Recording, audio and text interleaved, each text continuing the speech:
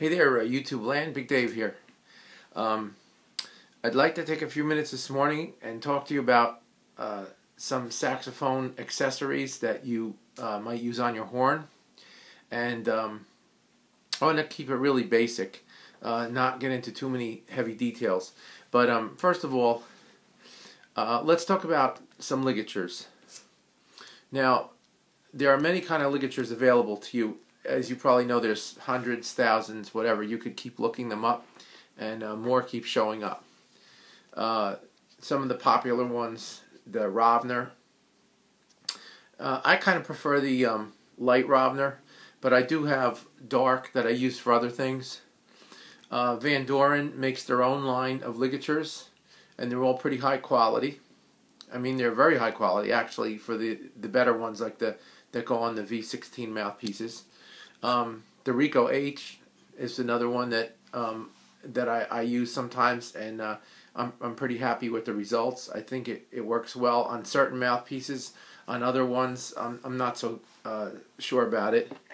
And then most of you have somewhere around the old basic 2-screw, which is great sometimes. You know, you have to find what plays on your horn, and which one helps all your notes to come out, and has the proper response in the upper register, the lower register, especially on a saxophone like a tenor.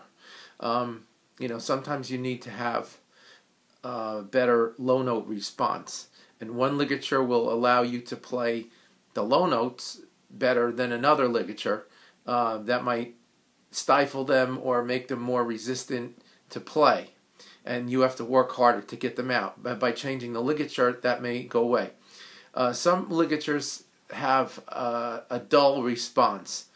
Now, you might put the ligature on and feel that the horn is stuffy. So you just change to another ligature, and it'll liven it up or brighten it up. Now, one thing about the Van Doren ligatures is it has the exchangeable plates. And you just turn the screw and pull the plate out. Now, this is a kind of a cool thing because I have experimented with the plates. In fact, I have a new package of plates here from a while back, and I have experimented with the plates and found that, you know, for me, in certain registers, the lower register, the higher register, the response changes with certain reeds. Now, you might find that on your horn, you like the one with the 4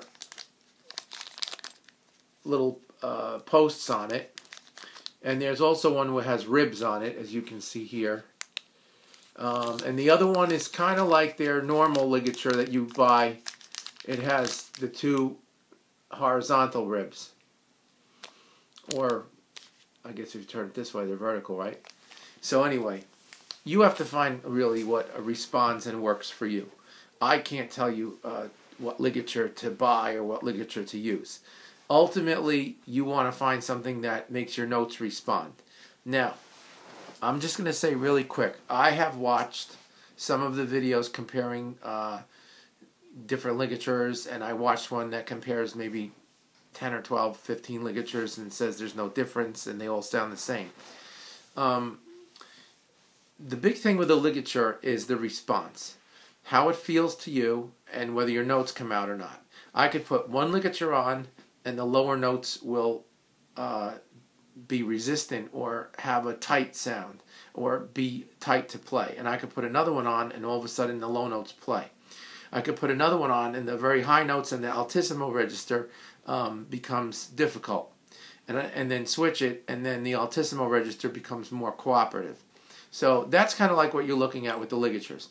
Now let me say something quickly about the Rico H, because I know a lot of you use this ligature because I just know it. All right, look, so here's the deal with this. It needs to sit on these feet that are in here. Now sometimes when you get it, the ligature is more angled. So for example, here's a metal tenor ligature. What you want to do is take a reed that's smaller. So for example, this is a tenor reed. So take this off and put on an alto reed Now, you might not be able to do this with the alto. You might have to just deal with the, it's easy to do it on the tenor. And the tenor is usually the one that's the biggest problem anyway. So the alto ones usually fit a little better. But for example, like on this one, the Van Doren mouthpiece is a weird size. It's not real common. Now, once you put it on, you want to look underneath and see that the feet are pretty much contacting the reed. I want to just touch the screen. I don't know if it's going to work. See if I can get this to focus on the ligature. All right, well, it doesn't really want to do it. Okay, so the thing is, you want to try to get the feet more against the reed. If it's standing up more like this, you want to get it flattened out. Now, it has a thin spot in the middle, and all you need to do is take a pair of pliers that has rubber handles, and just after you snug this up, don't make it super tight. Never make your ligatures really tight. It's bad to do. You strip the ligatures, and there's no reason for it. The reed needs to vibrate. You can use the rubber pliers to just gently tap around and kind of flatten it out to more shape your mouthpiece and your reed. That X thing on the bottom. And it will hold the reed better. It will not dig into the reed so much. And it makes it easier for you to tighten it without having to worry about stripping the screws and all that stuff, because it'll fit your ligature better. Even on other ligatures, if you don't find that they fit your mouthpiece really well and they bulge out, but they are the correct size, you can always take the back of the pliers, rubber handle ones, you want rubber handle pliers, and just gently shape around the ligature. You're not really going to hurt anything. I'm not saying to whack it, to death. Just, like gently tap around, and you'll see how it works. Okay, anyway. The next thing is your cork grease. Some cork greases are cheapo stuff. It's junk. So I think it's important to use a high quality cork grease. I use Van Doren. I've been using it for years. And that's it. I don't experiment with all these white and some of these other really cheapy cork greases. You want the cork grease to be able to do its job properly. And some of those really cheap ones, they just don't work right. And so I have just found that by using the Van Doren cork grease over the years, it's been a good choice, and it keeps on doing its job. So, of course, that's a personal preference. But sometimes people say, well, what cork grease should I buy? Well, go buy Van Doren cork grease. Why? Because it seems to hold up and do its job. Swabs. This is a buffet swab. It's a long swab, and the biggest thing is that the strip goes through the middle, the thing. That's what you want. You want to have a swab where the a clarinet swab that's not too heavy, and the strip goes through the middle, and the weight on the end is protected. And this is good for your neck. You take your neck off your saxophone, and you can use this. You should swab out your neck each time you use your saxophone. You don't want the acid from your saliva to build up. I've had big problems in the past with such a thing. I had rotted tone holes. I had all kinds of problems. For the horn itself, I prefer to use chamois, pure chamois. Now, sometimes you can buy them. Sometimes you have to make them up. This is a combination of two swabs. This is a swab this is a string from a swab that already was, and the chamois were glued together and ironed together to make up this long thing I have here. Okay, this is a Van Doren swab piece.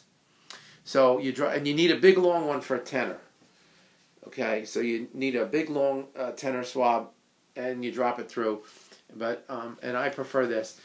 I know they make the one that has the sponge on the inside that keeps it spread. I don't like that, because when it gets up to the top and it's pulling through where the pipette is inside, it makes it really tight. So it's not always a good one to get through. So I prefer not to have that there and just want it kind of like this. All right, good. Now, let's talk about a weird accessory. Let's talk about wedges, or some people call them buzzers, or there's all kinds of names for them. Inserts, mouthpiece inserts, baffles, removable baffles. Now, you can get these in different places. Some of them used to come with the Jody Jazz mouthpieces. And what happens is, if you take a normal mouthpiece like this one, for example, this baffle is somewhat lowered on the inside. This is my old T75. I used it on so many gigs. But the thing is, if you have a insert that fits, what happens is, I'll show you, it slides into the inside, and it catches. And now what you have is a higher baffle, and it makes a smaller. It sends the air into the throat. This thing doesn't really buzz or anything. It just repositions how the air goes into the mouthpiece, and it makes it more direct in. So ultimately, your mouthpiece has more buzz and it gets louder. But it also makes the low notes more difficult to deal with. Okay, sometimes they don't play that well. Now on this particular mouthpiece, this already has some of the baffle taken out. So if I was to use this, it would work okay. Now, more recently, I've kind of gotten away from this. This was my T75, and I had it for at least 20 years. More recently, I felt I wanted more air to blow into, and I wanted more, just more room. So I recently went to a T95 as my metal Van Doren, and I've been using this one. And it's the same thing with this. Now, I have not really tried this in here, actually used it, but, you know, it does fit inside without any big to-do, and I would have to experiment with it. It's a different size. Now, I also have more of these, and they are different shapes and different sizes. And I have a different one here that works slightly on a smaller inside mouthpiece. So I'm not sure which one would be the best one for this, because like I said, I have not tried it. But I do know that on this other mouthpiece, this one particular baffle insert works. I will say I rarely ever use these things, but I just leave it in my case, because sometimes you get onto a certain kind of job and it's so loud and everything is so crazy, and you need to have a, you know, like more, just this more buzz in your sound for certain things. And so I just keep them, because, you know, once you're on the job, there's no way to run home and change things. So you have to be ready when you get there. Okay? So let's just make real quick talk about these mouthpiece pads. Now, some people use them all the time, and some people don't like them. And there's other kinds. There's thin ones and there's thicker ones. Recently, I've been using these black ones. For a long time, I didn't use pads, but I have so much trouble with my upper teeth that I really needed to get some cushioning, because I have a lot of pain with the one tooth that has like a cracked root in it.